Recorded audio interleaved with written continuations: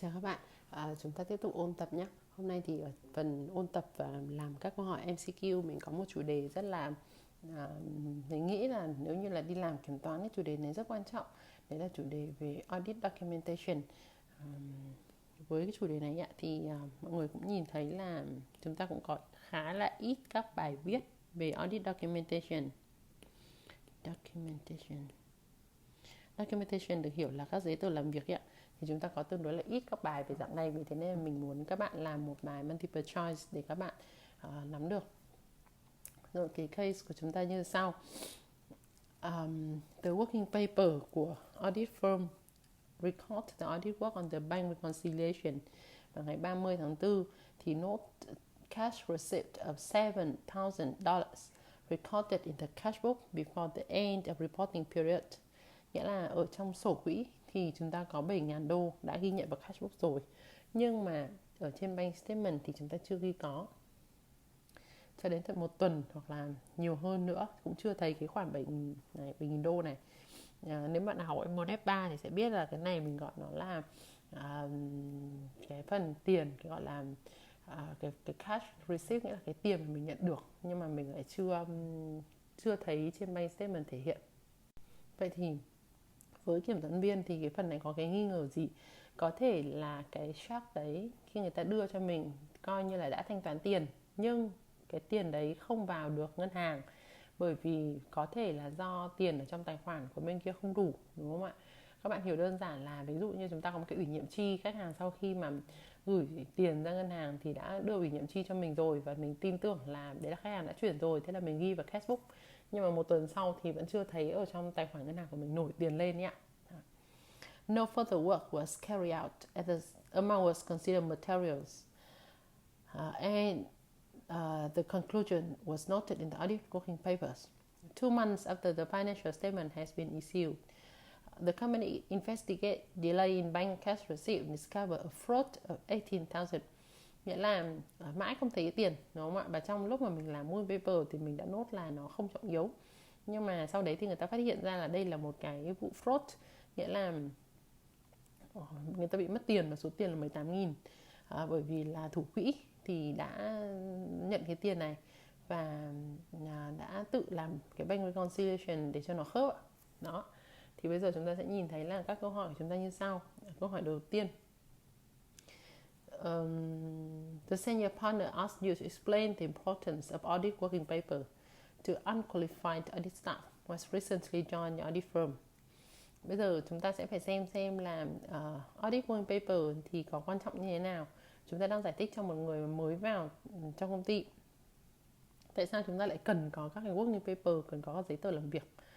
Lý do thứ nhất là để enhance cái efficiency of future audit.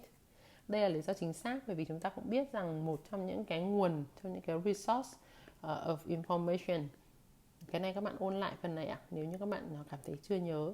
Chúng ta có 4 cái resources of information cho một cái cuộc kiểm toán. Thứ nhất, cái đầu tiên quan trọng nhất đấy là cái past audit, đúng không ạ? Thứ hai là provide by client, mình viết tắt là PVC, provide by client.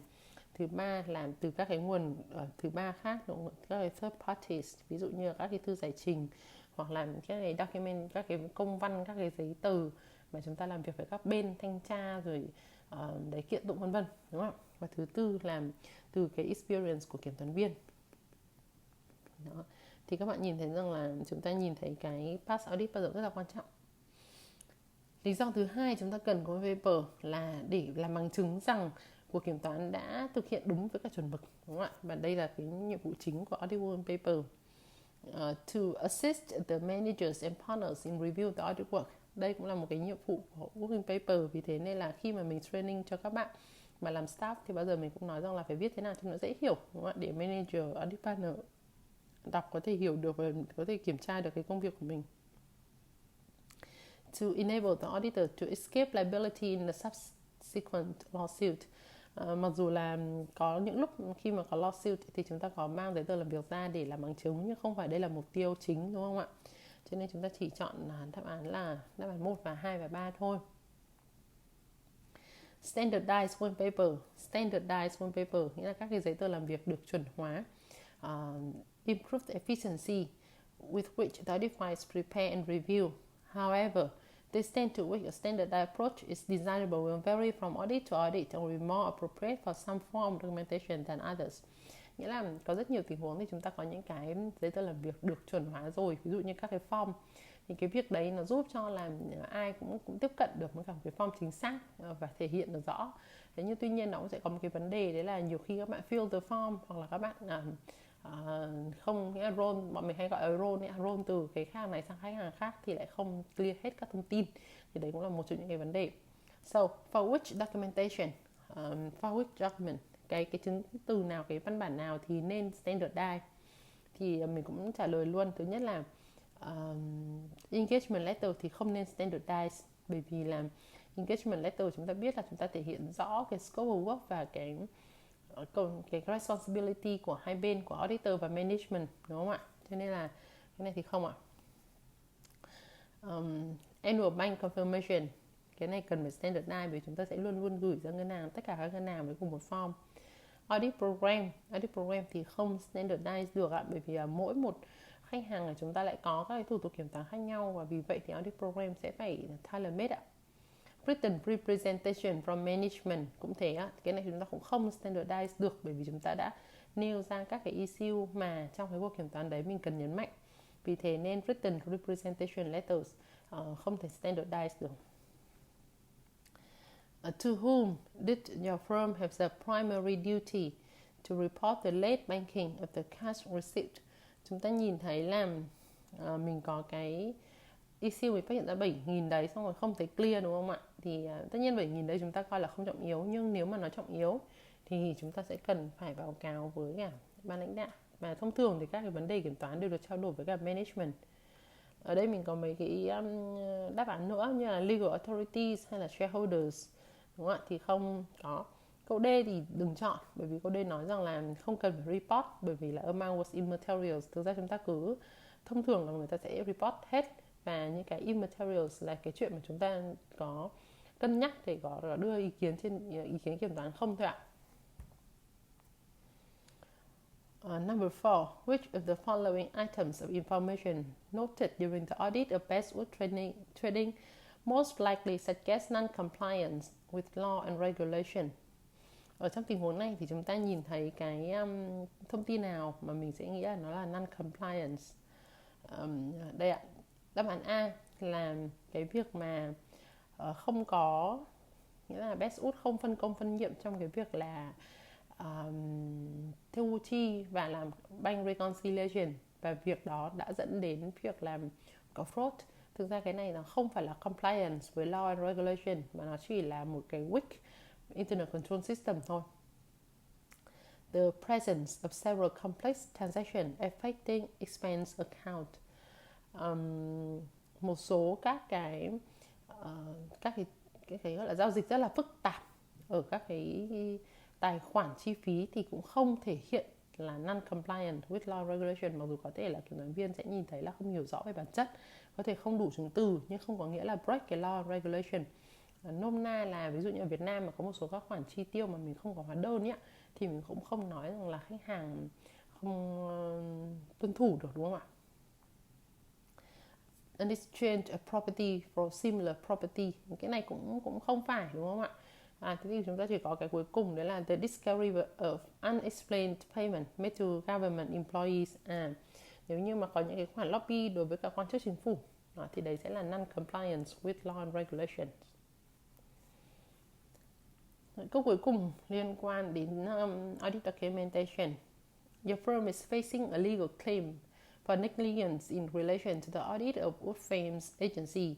It is alleged that a fraud was perpetrated by the manager of one of the smallest of the company's 80 branch.